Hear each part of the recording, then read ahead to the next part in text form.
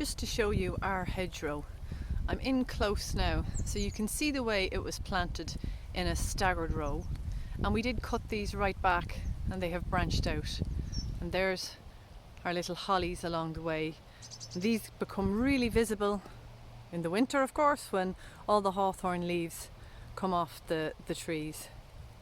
And this hedgerow is absolutely full of wildlife. My office window looks out onto it, so I look out and see robins and wrens and blue tits, and even a little flock of sparrows comes, and they hop in through the hedge. They're eating things off the leaves.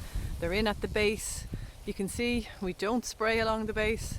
There's lots of weeds, there's nettles, there's even a bit of bramble there, which I probably will cut back because I don't want the bramble to come into the garden.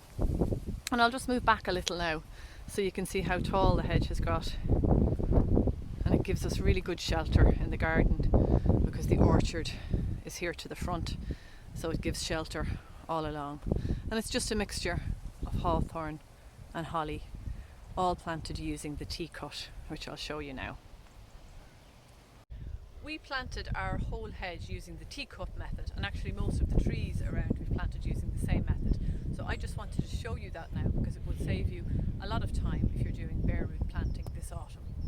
So you get a good sharp spade onto, this works only on grass. If it's bare ground it doesn't work so well. Drive it in good and deep, and that's one side of the T-cut.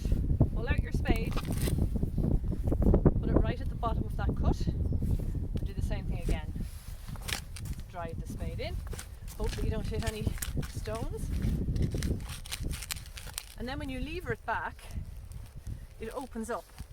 There's often a nice little hole here where you can tuck in the roots of the plant. And in this plastic bag I have a little oak that I just dug up. So I have it in the plastic bag because it's bare root, and this will just stop the wind from drying out the roots. And if you look at this here, you can see the lovely root system.